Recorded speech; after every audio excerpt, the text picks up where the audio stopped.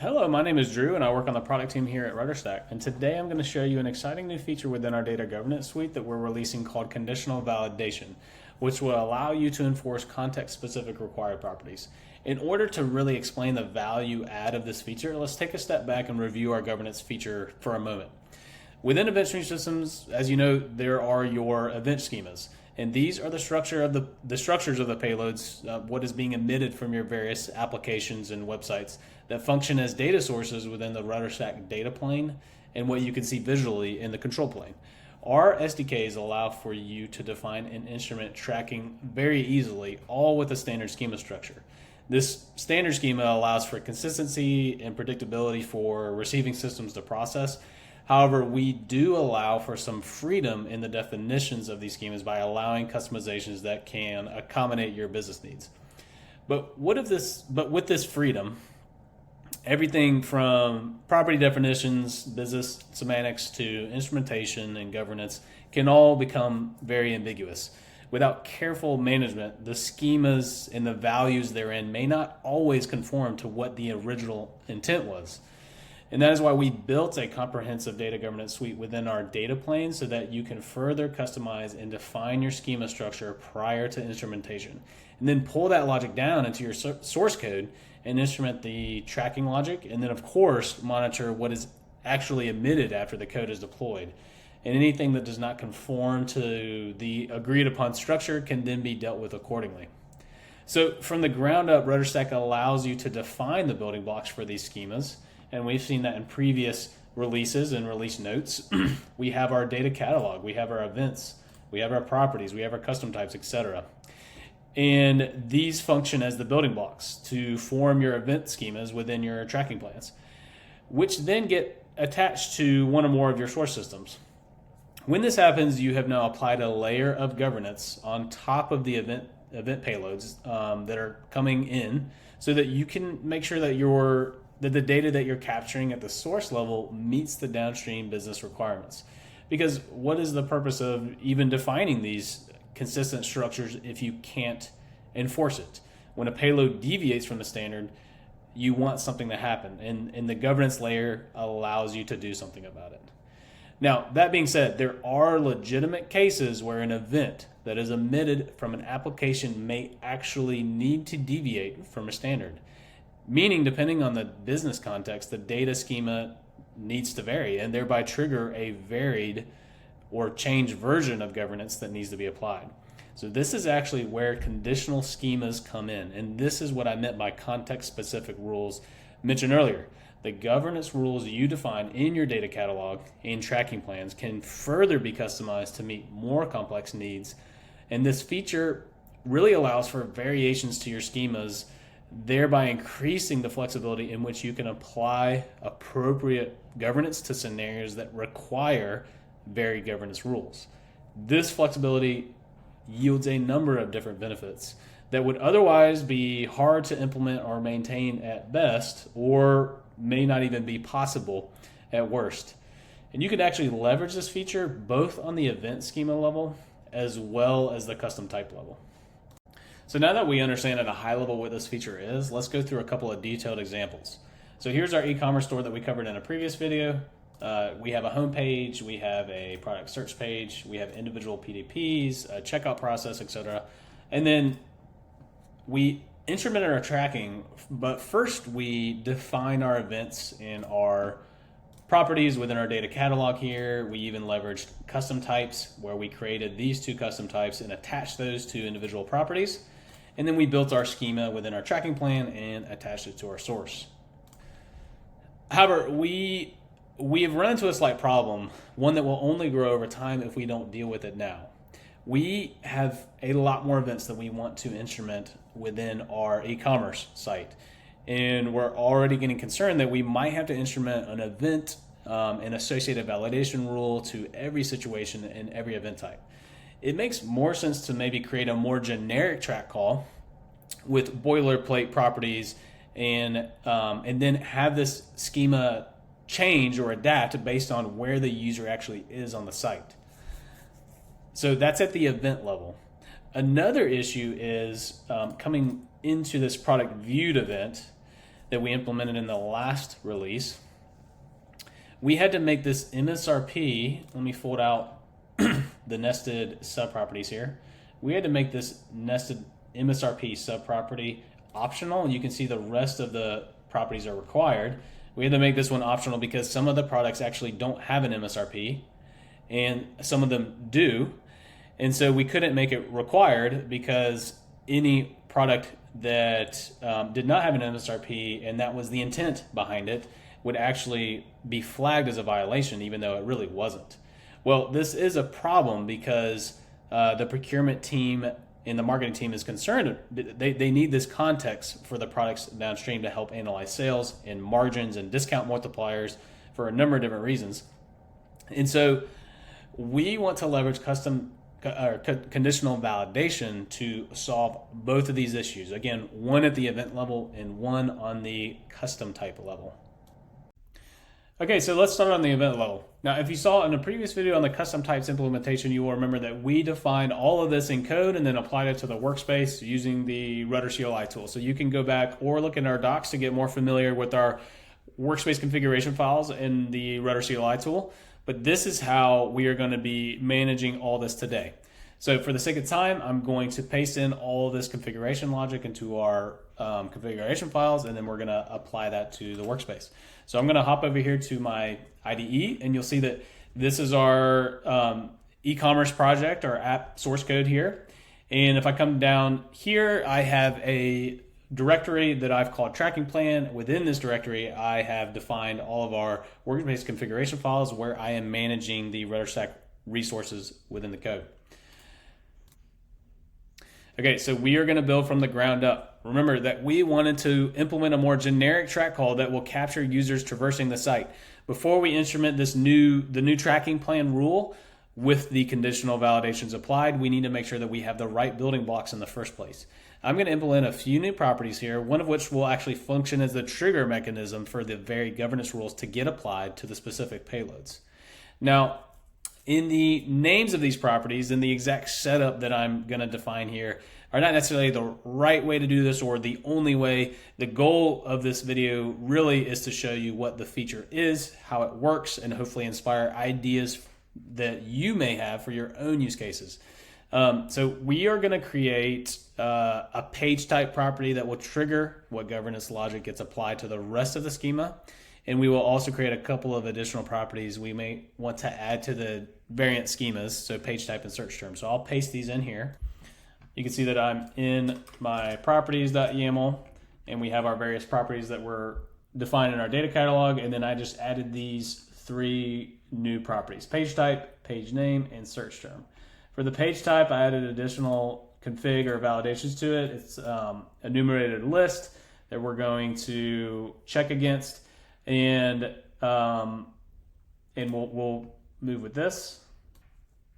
Okay, and then the next thing we need to do is go into our events.yaml, and you can see that we had our product viewed event. We actually want to replace this. We don't need this anymore. We are pivoting to a new methodology or philosophy where we are creating a more generic track event, in which case we are going to leverage conditional validations instead of defining an event for every possible scenario along with rules and properties. Okay, so let me replace this. Give a little separation there. Okay, so we have successfully edited the building blocks. That's all we needed to do in this case, necessary for the schema changes. So let's actually go into our tracking plan.yaml and update the schema. Within our tracking plan, we have the number of different defined rules already. We're going to remove this product viewed rule here and add the new page view rule or replace that. Let's now, and then we'll define our schema. Okay, so I will replace this product viewed rule, and I'm going to call this new rule page viewed rule. And you can see I'm actually, for the event that I'm going to reference is this new page view event we made. All right, let's now define our schema. I'm going to attach the three properties we just created earlier: page type, page URL, and page name. Now we want to add to the schema so that we can make sure that we're capturing the right data from the source However, the additional properties we want to add and make required don't need to be added in all scenarios. Instead, we will define top level properties, standard properties that we want here, and then all the conditional properties we will define below in a separate block. So and that is exactly what I've pasted in here. We have page type, page name, and page URL. So now let's enhance this. This is where the conditional validation definitions will come in. We will now define these conditional schemas within a new YAML keyword called variants. Nested within this key, we're going to define what we're calling a discriminator property. We discussed this earlier, in which the page type property is going to function. The page type that we have here, which is required, is going to function as the trigger mechanism for conditional validations. And in order for this to work, I need to call out that this whatever you use as the discriminator property needs to be required. It needs to be present in all the payloads. All right, so I'll paste in that here. All right, so let's review this. We nested beneath the top level properties, we have our variants keyword. We've defined a discriminator property here where we're referencing the page type property. And remember, the page type itself has some validations on what we will accept as values. And then beneath that, we've defined this cases block where we then have an array of different cases where we are going to perform a match. And if a payload, in this case, if the page type property has a match in the value to the value of product or search, then we then define what we want the governance logic to be. So for the product, if a user lands on a product page or navigates to a product page, we actually want to alter the governance in the schema in that we want to pass a product object that must be a required property if they are on a product page.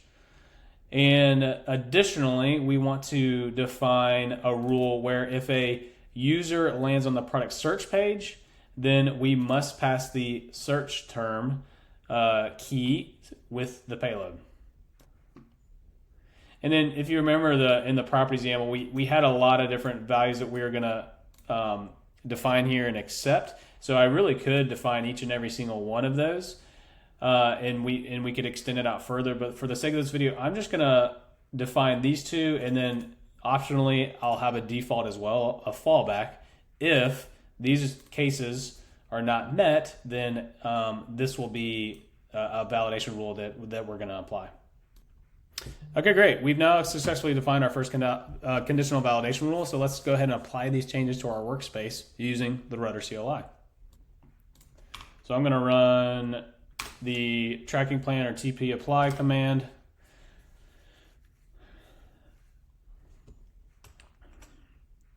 Okay, I'll come over here. And if you remember, we had a product viewed event that is no longer here. Instead, we have this page viewed event. If I go in here, you will now see something new rendered in the UI. We have this drop down here. These are the different variants or the cases that we just defined in our workspace configuration file reflected here. So we have our default one, in which case you could see the schema here. If I select product viewed, you'll see that it says that page type, the match criteria here is where page type equals product, in which case if that is the case, then here is the schema. And you'll see that we define the product property to be required. So you can see that reflected here, in which case this product property happens to be a custom type that's an object, and then that's the subproperties there. Great, so we've defined a few new properties in the properties YAML. These informed and updated the rules and schemas in the tracking plan. We also defined that new event, which informed the tracking plan as well. We then push those changes to the RudderStack web app, and then this can inform RudderTyper for the app devs. They can pull that logic down into their local development environments and use RudderTyper to then inform the instrumentation of the event itself. And now once they deploy that code, once the events are emitted, we have that validation logic within RudderStack that will verify if the event actually conforms correctly or not. Okay, let's say you've now gone through a full development cycle and now that tracking code has been pushed into production. Let's now take a look at the payloads coming through. So I'm going to come to our e-commerce source here, and I'm going to go into live events viewer. Okay, and then you can see we have our e-commerce site here in this tab. So I'm on the home page here. So let's go to the live events tab and verify the events here. So we already have a couple events coming through. Notice that these are the new event that we just implemented called page view. And we have our standard RudderStack schema here. And then at the bottom, you can see the event is page viewed. And then within our properties object here, you can see the 3 properties that we define in the data catalog and the tracking plan event schema: page name, page type, and page URL. Notice the value of the page type here is home. And so what we want to do is test out our conditional validation. So I'm going to come over to the product search page. This should trigger an alternate form of conditional validation. So let's take a look at the events here. And you can see here page type is search. And now we have a new property that's attached to this payload, and it is actually passed the tracking plan validation. In this case, the value is browse all. Okay, so now let's test a PDP or our product page here. Let's test an individual product page. Okay, it looks like we're actually getting an error. So let's take a look at this. If I scroll down to the properties, we have our 3 top level properties here, but remember we defined the conditional validation rule to be if the page type equals product, then we needed to pass the product object. And I do not see a product object here. And if you look at the tracking plan violation error that has surfaced here and been exposed, we can see that the type of validation error here is required missing property. And the specific property that's missing is the product object. So you can see how valuable this feature is, and that all these are actually the same event coming through, but some are passing, some are not. The ones that are not passing are because on that particular page and that particular component of the source code, we did not instrument the tracking correctly. And again, going back to the very top of this video, marketing and procurement really care about this data. We want to make sure we're tracking the right data at the source and that we have the right context that we need for all of our business use cases downstream. So let's say now we go back to our app developer. We let him know about this issue. He goes and looks at the code. He finds the error. He fixes it and then deploys to production. So let's replicate that scenario. I'm going to go out here. I'm going to fix that on my source code off camera and then redeploy my app here. Let's go back into live events viewer and home page, product page. Those are coming through. Those are passing. Okay, let's go to a PDP. And looks like page type equals product, and now you can see the product object being passed with the associated subproperties. Okay, so we've now addressed the first problem. Let's tackle the next one. Remember that the procurement and marketing team wanted to make sure that we included the MSRP property in the product object, but right now the MSRP had to be marked as optional because not all products will have an MSRP. The problem with that is if a product that does have an MSRP is viewed and that property is not sent in the payload, we have no way of flagging us that this is incorrect and this is not desired behavior. So now we're going to leverage conditional validation on the custom type itself. And the exact same variant structure can be defined here in the custom type YAML. So let's go back to our workspace config files and let's review our custom types YAML here. This is of type object. So you can see we have our product object here. The data type is object. And then we have our subproperties defined below. Despite the presence of the MSRP, we actually do want all of these properties to be required. The only one that does not need to be required is the MSRP, depending on the context. So now we need to have a mechanism that triggers the alternate validation rule, that being that if a product does have an MSRP, then we actually do want it to be a required subproperty. So there just so happens to be a field within the procurement team product management platform or PIM platform called manufacturing pricing, which is of type Boolean.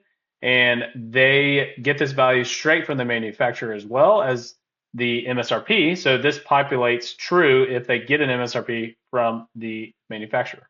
And the PIM platform, it actually publishes product data to the e-commerce platform. So we actually have this property available to us to pull into the event itself. And this is the perfect property to function as a discriminator. So we're now going to add the variant structure and the conditional logic to this custom type. So I replaced the menu or the product MSRP property with the manufacturing pricing property here, and I'm actually going to make that true.